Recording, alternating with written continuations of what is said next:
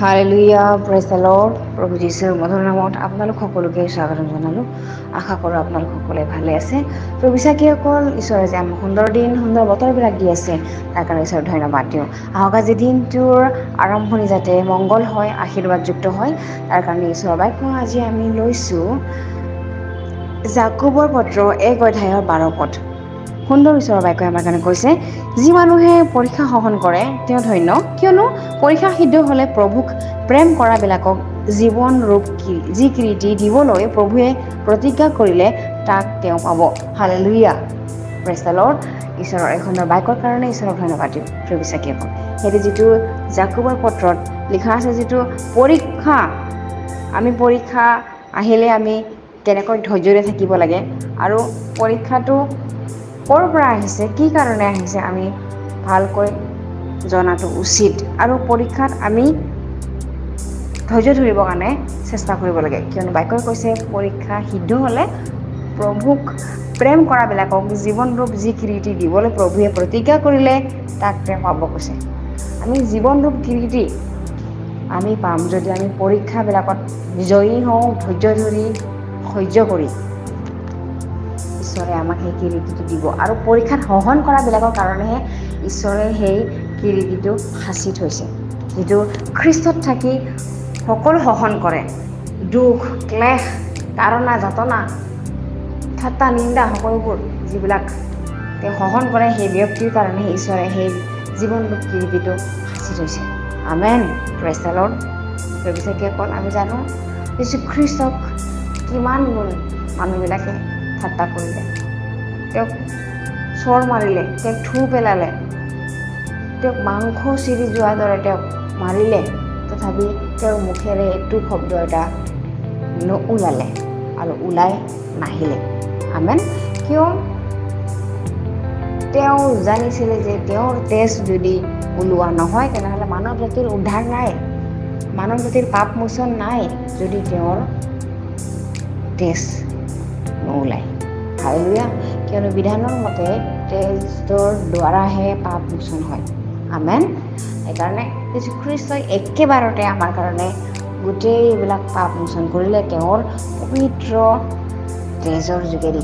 সেইকাৰণে আমি যদি আমাৰ পৰীক্ষা আহে, আমি কিমান গুণ ঈশ্বৰৰ লগত বিশ্বাসত আছোঁ, তেতিয়া আমি নিজকে পৰীক্ষা কৰিব পাৰোঁ। যদি আমি পৰীক্ষাত সহন কৰিব পৰা নাই, তেনেহ'লে আমাৰ বিশ্বাসটো কমজুৰি আছে।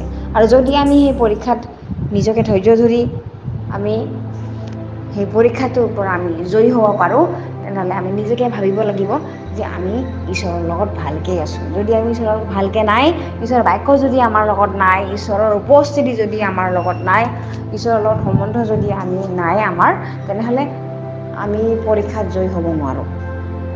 বিশ্বাসীসকল, ধাৰ্মিকবিলাকৰহে বহুত পৰীক্ষা আহে, কিয়নো ঈশ্বৰে সেই বিশ্বাসটো জুখি চায়। আমেন, প্ৰেজ দ্য লৰ্ড। যিটো য়োবৰ জীৱনত আমি চাওঁ, আব্ৰাহামৰ জীৱনত আমি চাওঁ যে তেওঁবিলাকক ঈশ্বৰে বিশ্বাসটো চাইছিলে। আব্ৰাহামক নিজৰ সন্তানক যেতিয়া ঈশ্বৰে খুজিছিলে, আব্ৰাহামে ঈশ্বৰৰ প্ৰতি কিমান প্ৰেম, কিমান বিশ্বাস, কিমান ধাৰ্মিক, এইটো চাবৰ কাৰণে ঈশ্বৰে তেওঁৰ যিটো বুঢ়া কালতো দিয়া সন্তানটিক খুজিছিলে। আৰু আমি য়োবক যদি চাওঁ, য়োবে কিমান গুণ ধাৰ্মিক হয়, কিমান গুণ বিশ্বাসী হয়। য়োবক শয়তানে কিমান অসুবিধাত পেলালে, বেমাৰত পেলালে, কিন্তু ঈশ্বৰে কি কৈছিলে, তেওঁৰ সকলোতে তুমি নষ্ট কৰিব পাৰিবা, কিন্তু তেওঁৰ আত্মাটোক তুমি একো কৰিব নোৱাৰা বুলি ঈশ্বৰে শয়তানক কৈছিলে। সেইকাৰণে য়োবে সেই পৰীক্ষাত জয় হ'ল, তেওঁ ঈশ্বৰক দুখ নিদিলে। য়োবে কৈছিলে ঈশ্বৰে গৈছে, ঈশ্বৰে লৈ গৈছে। জন্ম হওঁতে উলংগ হৈ আহিছিলে আৰু উলংগ হৈ যাম, আৰু ঈশ্বৰৰ নাম ধন্য হওক বুলি য়োবে কৈছিলে। ঠিক তেনেকৈ ইমান গুণ পৰীক্ষাত পৰিও তেওঁৰ ধন সম্পত্তি, ল'ৰা ছোৱালী নষ্ট হৈ যোৱাৰ পাছতো তেওঁ ঈশ্বৰক দুখ নিদিলে। য়োবে ঈশ্বৰক দুখ নিদিলে। ঠিক তেনেকৈ আজি আমি কেনেকুৱা জীৱন যাপন কৰি আছোঁ? আমি ঈশ্বৰক দুখ দি আছোঁ নেকি? যিটো নিজৰ কাৰণে আমাৰ জীৱনত হানি হয়, নষ্ট হয়, কিন্তু আমি যাই পেলাই লাষ্টত শেষত আমি কি কৰোঁ? ঈশ্বৰক দুখী দিওঁ, কিন্তু নহয়। বিশ্বাসীসকল, আমি যিমান গুণ ধাৰ্মিকত থাকিবলৈ খুজিম, সিমান গুণ আমাৰ পৰীক্ষা আহিব, কিয়নো আমাক ঈশ্বৰে বিশ্বাসত জুখি চায়, আৰু সেই পৰীক্ষাত আমি জয় হ'ব লাগিব। আমি জাগতিক সাংসাৰিকৰ পৰা আমি জয় হ'ব লাগিব। এইবিলাক দমন কৰি মাংসৰ ইচ্ছাবিলাকক দমন কৰি আমি নিজকে জয়যুক্ত ব্যক্তি বনাব লাগিব। তেতিয়াহে আমি জীৱনটোৰ কিৰীতি পাম, যিটো ঈশ্বৰে প্ৰতিজ্ঞা কৰিছে আমাক দিবৰ কাৰণে, তেওঁৰ মনোনীত ব্যক্তিবিলাকক দিবৰ কাৰণে। তেতিয়াহে আমি সেই যিটো জীৱনটোৰ কিৰীতি আমি পাম। বেলেগ বস্তুত বেলেগ বিষয়ত আমি কষ্ট কৰি লাভ নাই। আমি সেই জীৱনটোৰ কিৰীতি পাবৰ কাৰণেহে আমি কষ্ট কৰিব লাগে।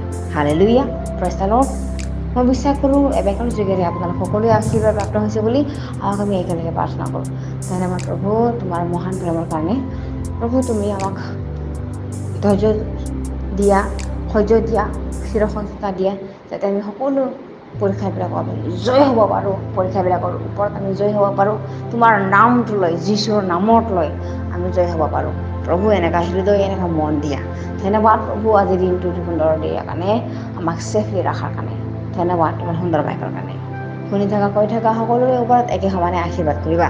এই সকলো যাচনা নাচৰতীয় প্ৰভু যীশু খ্ৰীষ্টৰ নামত অৰ্পণ কৰিছোঁ। আমেন। Praise the lord.